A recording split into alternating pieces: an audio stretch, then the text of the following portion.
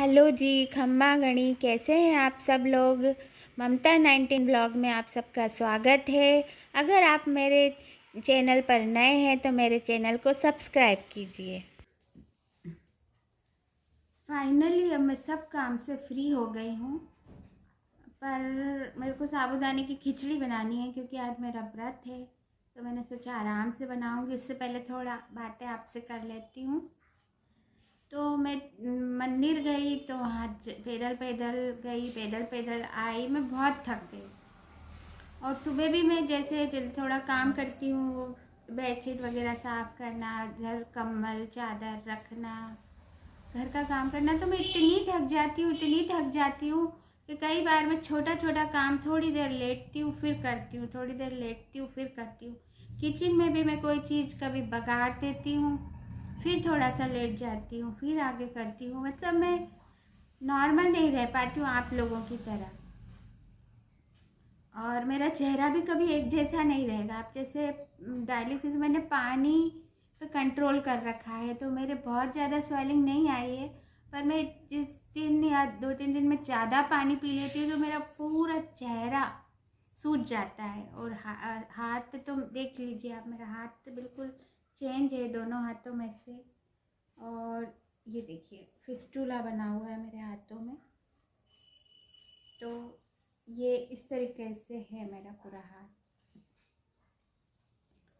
तो इस हाथ में मुझे ज़्यादा लोड नहीं देना होता है।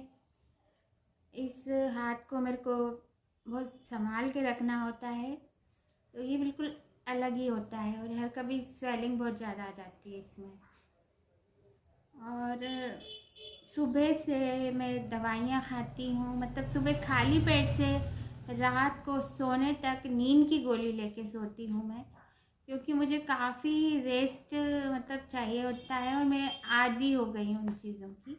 और डॉक्टर ने खुद मुझे वो नींद की गोलियाँ लिखी हैं।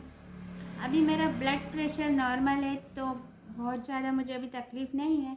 जब मेरा बहुत ज़्यादा लो रहता है तो मेरे पाँव की पिंडलियाँ बहुत ही ज़्यादा दुखती हैं।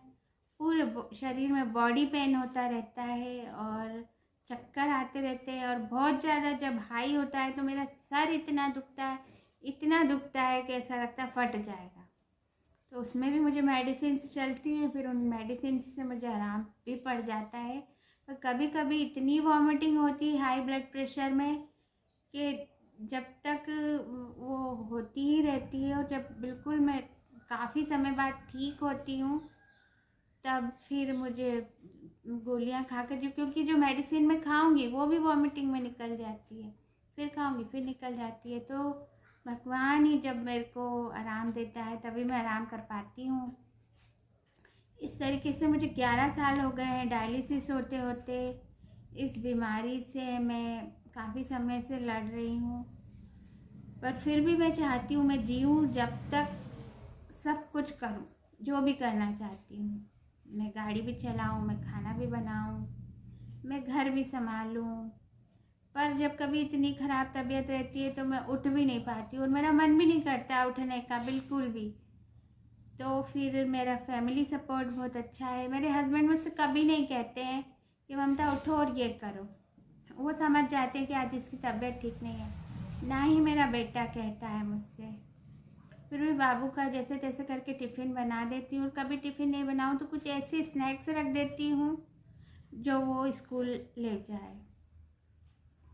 और बाकी रोटी बनाने वाली मेरे यहाँ आती है, पर कभी कभी शौक़ से मैं खुद ही आलू के पराठे या कभी पूड़ी मैं खुद ही बनाती हूँ। हाथ पे मुझे ज़्यादा जोर नहीं देना है, क्योंकि मेरे इस हाथ पे भी ये देखिए कितने सारे ऑपरेशन हो चुके हैं। यहाँ पे मेरी नलियाँ ब्लॉक्स हो गई थी। तो इस हाथ की तो कहानी इतनी है, बहुत मतलब मैं आपको बता ही नहीं सकती हूँ कि मैं कितनी तकलीफ़ में रहती हूँ। पर फिर भी मैं अपनी चीज़ों को, तकलीफ़ को नज़रअंदाज करके जो मेरा शौक़ है वो पूरा ज़रूर करती हूँ। जैसे कि ओढ़ने पहनने का, किसी को कुछ बना के खिलाने का, घूमने का तो अब इतना टाइम मिलता नहीं है। बाहर भी मैं बहुत कम जाती हूँ, मतलब मैं इंदौर छोड़ के कहीं जाती ही नहीं हूँ, क्योंकि मेरा डायलिसिस यहीं होता है। तो हफ्ते में 2 मेरा डायलिसिस रहता है, एक मंगलवार एक शुक्रवार।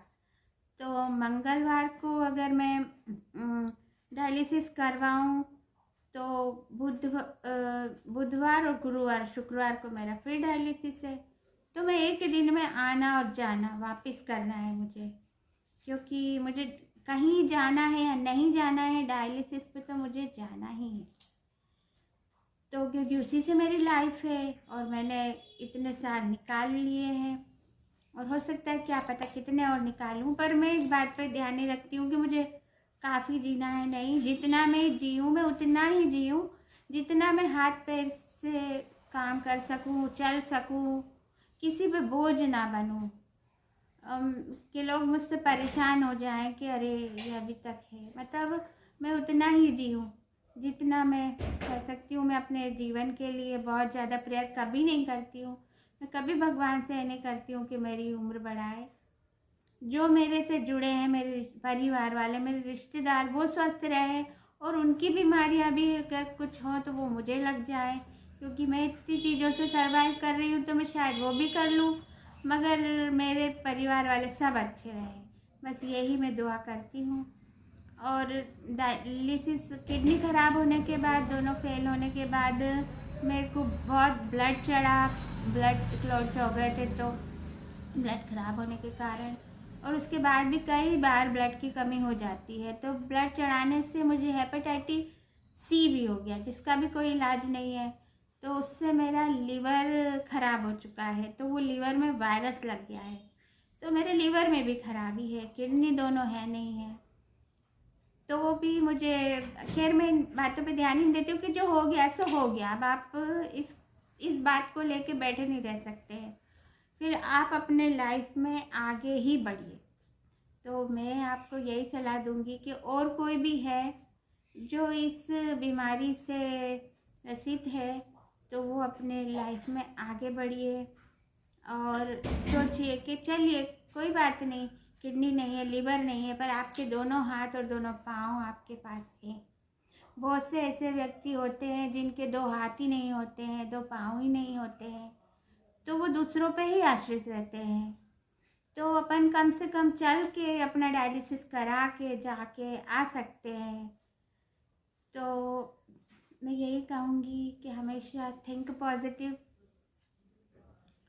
और मेरे परिवार के लिए हमेशा प्रेयर करिए कि वो सुखी रहे, कभी भी उन्हें कोई समस्या ना हो, और आपका परिवार भी हमेशा सुखी रहे, आपको भी कभी किसी मुसीबत से गुजरना ना पड़े। Thank you for watching.